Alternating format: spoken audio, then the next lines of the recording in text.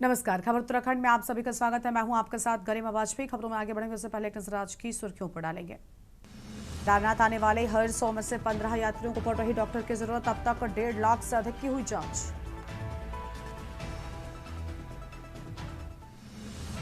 आंधी तूफान से हरिद्वार दून रेल मार्ग बाधित। ट्रैक पर गिरा पेड़, कई ट्रेनों का संचालन हुआ प्रभावित। हल्द्वानी में अब कम लोड पर ज्यादा बिजली खर्च कर रहे उपभोक्ताओं पर होगी कार्रवाई। गर्मी के कारण बिजली की खपत 60% बढ़ी। दिल्ली में आतंकी की गिरफ्तारी के बाद उत्तराखंड में हाई अलर्ट, सुरक्षा एजेंसियां चौकस।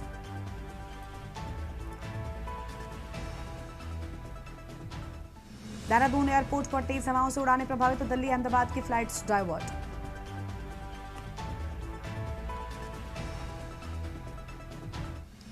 उत्तराखंड में बारिश हुई तो गर्मी के तेवर पर ठंड है। आज कई जिलों में ओलावृष्टि और तूफान का ऑरेंज अलर्ट। आप देख रहे हैं के न्यूज, खबरों का सारथी। रुक करेंगे खबरों की ओर। हरिद्वार से खबर है। पति से विवाद के बाद हरिद्वार पहुंची महिला प्रेमनगर फ्लाईओवर से नीचे सड़क पर लगाई छलांग। घटना में महिला गंभीर रूप से घायल हुई। प्राथमिक उपचार के बाद एम्स ऋषिकेश रेफर किया गया। पुलिस ने परिजनों को दी सूचना, जांच शुरू की। दिल्ली की रहने वाली है 25 वर्षीय महिला।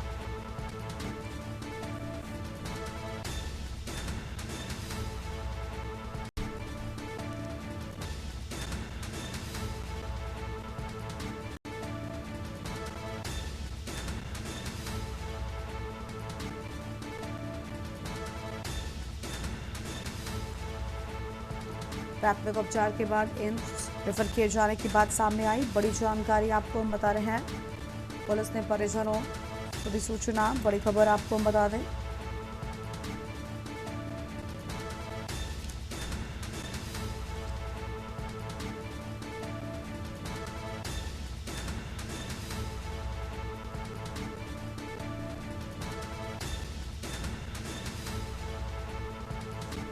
घटना में महिला गंभीर रूप से घायल हुई। बड़ी जानकारी आपको बता रहे। प्राथमिक उपचार के बाद एम्स ऋषिकेश रेफर किया गया। घटना में महिला गंभीर रूप से घायल।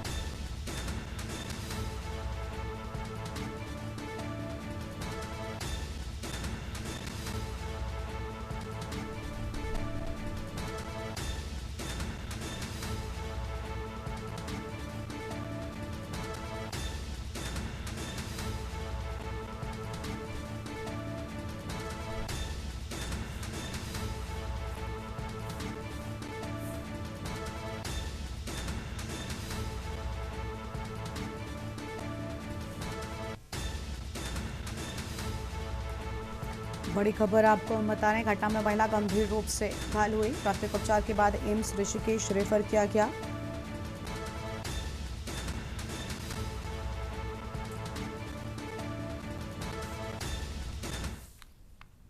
ऊधम सिंह नगर की खटीमा पुलिस ने बड़ी कामयाबी हासिल करते हुए अंतर्राज्यीय चोर गैंग का पर्दाफाश किया। पुलिस ने मामले में 2 शातिर चोरों को चोरी के लाखों रुपए की नकदी और अन्य सामान के साथ में गिरफ्तार किया है। यह पूरी कार्रवाई क्षेत्राधिकारी नीरज सेमवाल और कोतवाल विजेंद्र शाह के कुशल निर्देशन में अंजाम दी गई।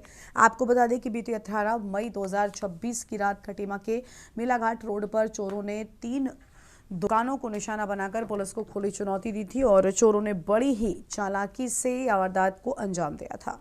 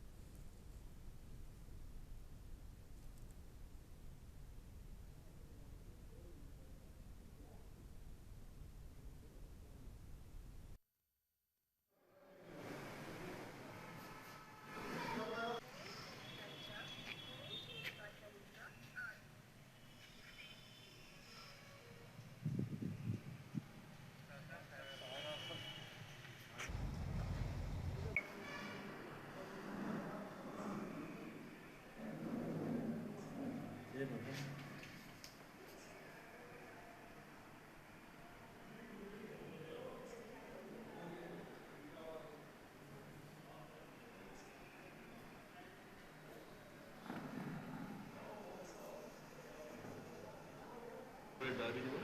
आ गई थी वहाँ पे। इसी की आदत है।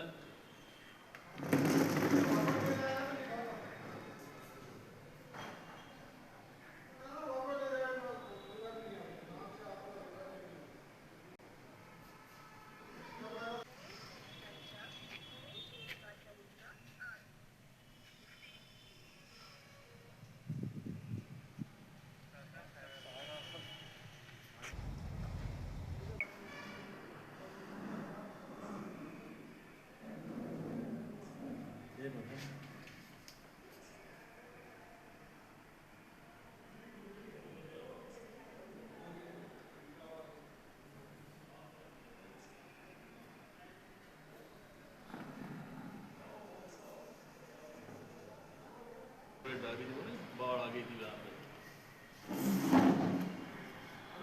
इसी की आदत है।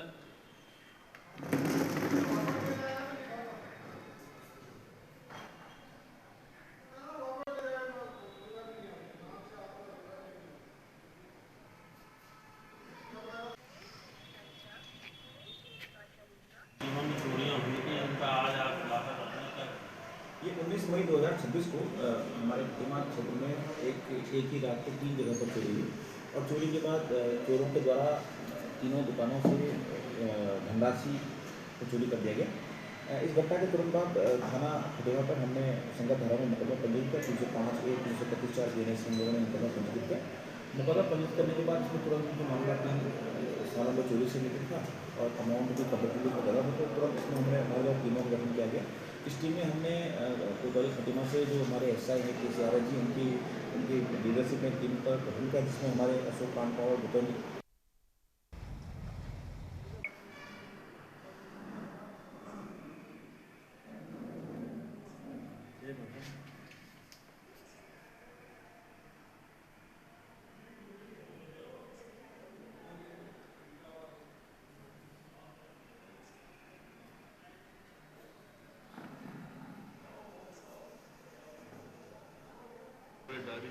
बाढ़ आ गई थी वहाँ पे। इसी की आदत है।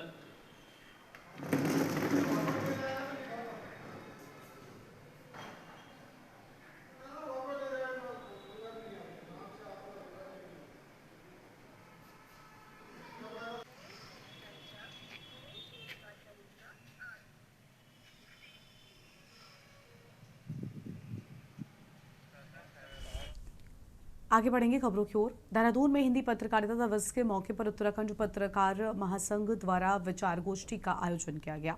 कार्यक्रम में पत्रकारिता के क्षेत्र में उल्लेखनीय योगदान देने वाले वरिष्ठ पत्रकारों को पत्रकारिता गौरव सम्मान से सम्मानित किया गया और कार्यक्रम का शुभारंभ अतिथियों के द्वारा दीप प्रज्वलित कर किया गया। और इसके पश्चात आयोजित विचार गोष्ठी में वक्ताओं ने हिंदी पत्रकारिता के इतिहास, वर्तमान चुनौतियों और बदलते मीडिया परिदृश्य पर अपने विचार व्यक्त किए हैं।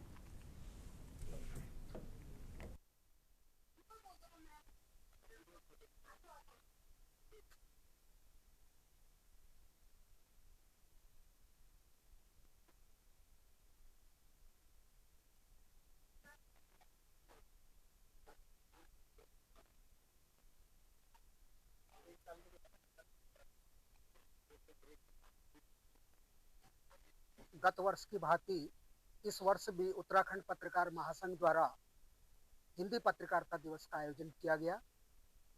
भव्य तरीके से यहाँ पर सबसे पहले तो मैं सभी जो पत्रकार बंधु महासंघ है उसको बधाई देता हूँ कि वो एक परंपरा को बहुत लंबे समय जिंदा रखे हुए हैं और इस देश के जो संविधान को बचाने के लिए भी जो हिंदी पत्रकारिता है उसका योगदान रहा है और आगे भी रहेगा। उम्मीद है कि जो भी अभी जो हमारे मुख्य प्रवक्ता ने बताया था कि अभाव और प्रभाव, अभाव रहना प्रभाव मत रहना, ये बहुत गौरवशाली क्षण है। हिंदी पत्रकारिता 200 वर्ष पूरे कर रही है और पूरे देश भर में, पूरे प्रदेश में तमाम जितने भी पत्रकार संगठन हैं, संस्थाएं हैं, उसको उत्सव के रूप में जो है मनाया जा रहा है ये 200वां वर्ष। और इस मौके पर आत्मचिंतन किया जा रहा है, आत्ममंथन किया जा रहा है। जो 200 वर्ष की जो गौरवशाली यात्रा है उसमें हमने क्या क्या पाया है और क्या गौरव हासिल किया है और आगे भविष्य में क्या चुनौतियां हैं। भारतीय जनता पार्टी के राष्ट्रीय अध्यक्ष नितिन नवीन के देहरादून आगमन पर कैंट विधानसभा क्षेत्र में भाजपा महानगर अध्यक्ष सिद्धार्थ उमेश अग्रवाल के नेतृत्व में सेव फ्यूल सेव नेशन अभियान का भव्य शुभारंभ किया गया। राष्ट्रीय अध्यक्ष नितिन नवीन ने अभियान पर हस्ताक्षर कर इसकी औपचारिक शुरुआत की, तो वहीं रोड शो के दौरान गाड़ी रोककर अभियान की सराहना की। इस मौके पर बड़ी संख्या में भाजपा कार्यकर्ताओं और युवाओं ने भाग लिया। सिद्धार्थ उमेश अग्रवाल ने कहा कि अभियान ईंधन संरक्षण के साथ ही पर्यावरण संतुलन और राष्ट्रहित का संदेश देता है। उन्होंने कार्यकर्ताओं से अभियान को जन जन तक पहुंचाने का आह्वान किया है। कार्यक्रम के अंत में कार्यकर्ताओं ने इसे घर घर तक ले जाने का संकल्प भी लिया है।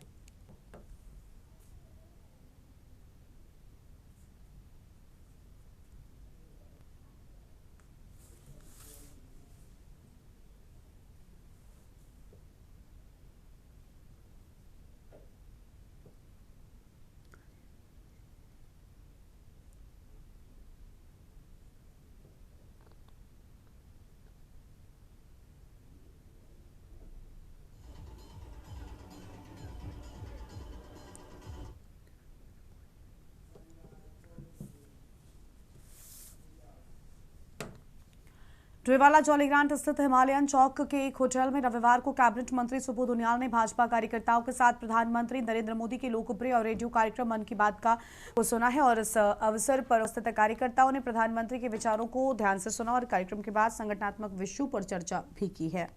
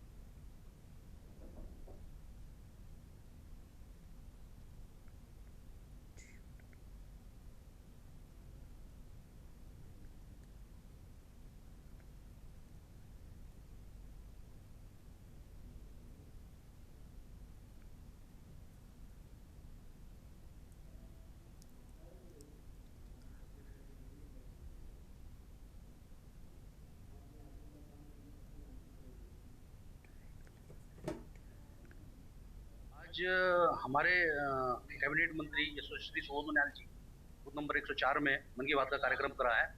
और मन की बात का कार्यक्रम यशस्वी प्रधानमंत्री मोदी के विचारों को सुना और उनको फॉलो करा। जिस प्रकार से वो युवाओं को आगे प्रोत्साहन, खेलकूद के प्रति प्रोत्साहन बढ़ाने का काम कर रहे हैं और जिस प्रकार से उन्होंने गर्मी को से बचने के लिए जैसे कुछ उपाय बताए हैं, तो बहुत ही सफल और बहुत बढ़िया रहा।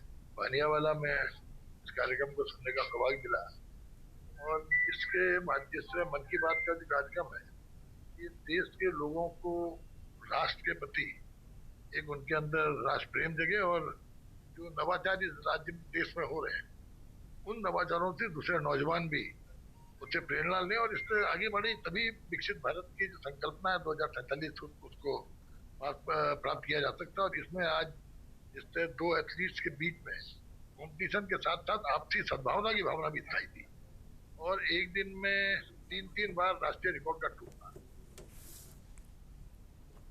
ऑपरेशन प्रहार के तहत राजधानी देहरादून की थाना रानी पोखरी पुलिस को वाहन चोरी के मामले में बड़ी सफलता हाथ लगी है। पुलिस ने तत्परता दिखाते हुए वाहन चोरी की घटना का चंद दिनों के भीतर ही सफल खुलासा किया है और एक शातिर आरोपी को चोरी की मोटरसाइकिल के साथ गिरफ्तार कर लिया है। पुलिस से मिली जानकारी के मुताबिक बीती 23 से 24 मई की रात को नागा घेर रानी पोखरी क्षेत्र से एक मोटरसाइकिल चोरी होने की शिकायत दर्ज कराई गई। मामले की गंभीरता को देखते हुए एसएसपी देहरादून के सख्त निर्देशों पर एक विशेष पुलिस टीम का गठन किया गया जिसने खुलासा किया है।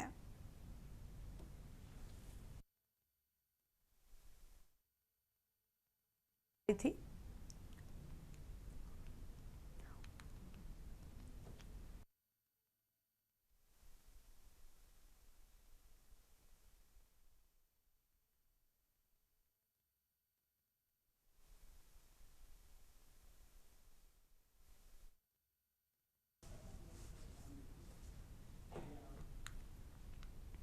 उत्तराखंड के पौड़ी जनपद से एक बड़ी खबर सामने आ रही है। कैबिनेट मंत्री सतपाल महाराज के काफिले पर अचानक ही पहाड़ी से बोल्टर गिर गया। इस हादसे में मंत्री की गाड़ी का शीशा पूरी तरीके से क्षतिग्रस्त हो गया। रात की बात यह रही कि घटना में मंत्री सतपाल महाराज और उनकी पत्नी और पूर्व मंत्री अमृता रावत समेत गाड़ी में सवार सभी लोग पूरी तरीके से सुरक्षित हैं।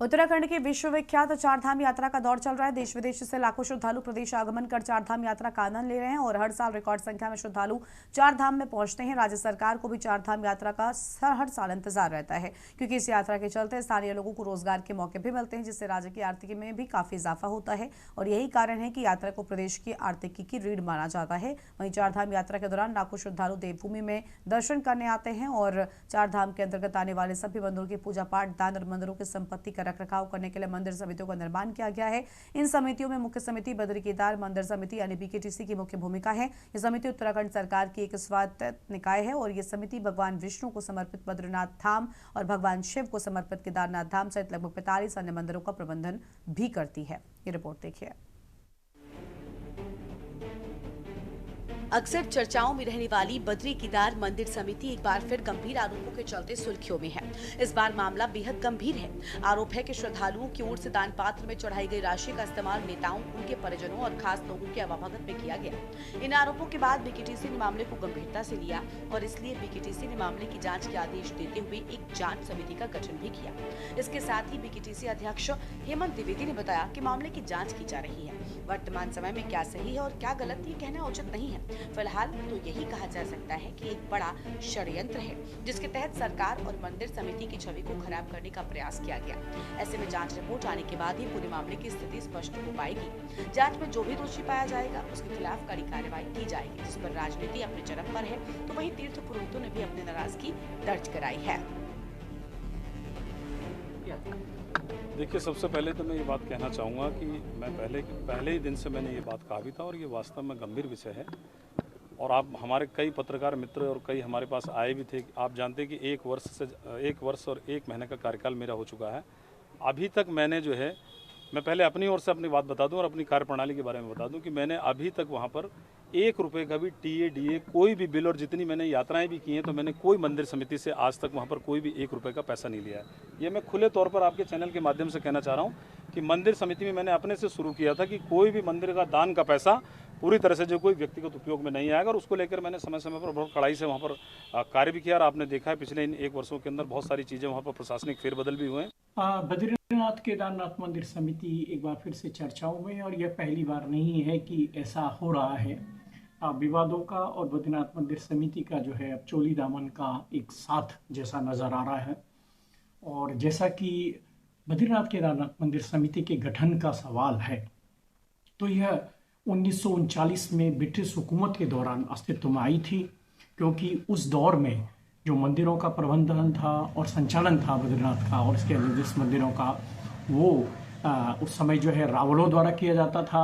लेकिन उस समय जो है रावलों द्वारा अनियमितताएं की गई और भ्रष्टाचार जो हो गए थे, उसको लेकर स्थानीय लोगों में नाराजगी हुई। केदार मंदिर समिति में जब से हेमंत द्विवेदी जी आए हैं, या मैं कहूँ कि उसके पहले जो अध्यक्ष थे, इनके कार्यकाल बहुत ही ज्यादा संदेहास्पद हो चुके हैं। और जिस तरीके से इस वक्त गणेश जोशी की बेटी की बात आ रही है कि उन्होंने जो है बीकेटीसी के पैसों पर वहां पर ऐशो आराम किया, वो बाबा केदारनाथ के द्वार जा रही थी, तो भाई अपने खर्चे पे जाती, लेकिन वो उनका कहना है कि उन्होंने पैसा दिया। तो बीकेटीसी को तो ये बताना चाहिए कि आपके जो कोषाध्यक्ष है उन्होंने पैसा रिलीज कैसे कर दिया। जांच का विषय है, बीकेटीसी के अध्यक्ष इसके लिए स्वतंत्र है, जांच करनी चाहिए। किसी भी कार्यकर्ता के नाम पर अगर फर्जी बिल बने तो उसकी जांच होगी। जांच के बाद जो भी दोषी उस पर कार्रवाई होनी चाहिए। दरअसल आरटीआई एक्टिविस्ट और अधिवक्ता विकेश नेगी ने एक आरटीआई लगाई थी। आरटीआई के तहत बीकेटीसी के खर्चों की जानकारी मांगी गई थी, जिसके तहत पता चला कि 2025 की यात्रा के दौरान कैबिनेट मंत्री गणेश जोशी की बेटी व बीजेपी महिला नेता नेहा जोशी के केदारनाथ प्रवास के दौरान बीकेटीसी ने करीब 60,000 रुपए खर्च किए। इस तरह केदारनाथ विधायक आशा नौटियाल के नाम पर लगभग 37,500 रुपए खर्च दर्शाए जाने का दावा किया गया। इन दोनों के अलावा कई और नेताओं के भी नाम हैं, इसलिए इस मामले में अब जांच के आदेश दिए गए हैं। क्योंकि अधिकांश नेताओं का कहना है कि उन्होंने अपने खर्च पर केदारनाथ यात्रा की थी। ऐसे में सवाल उठना तो लाजमी है कि आखिर दान में मिला पैसा ही ये राजनेता नहीं छोड़ रहे हैं, तो इसकी जिम्मेदारी किसकी है? हाल तब है कि ये वो रसूखदार हैं जिनकी प्रदेश में बेहतर छवि है। ऐसे में भगवान का पैसा भगवान को मिल भी पाएगा या ये भी भ्रष्टाचार की भेंट चढ़ जाएगा, ये देखना अभी बाकी है। Uttarakhand desk report.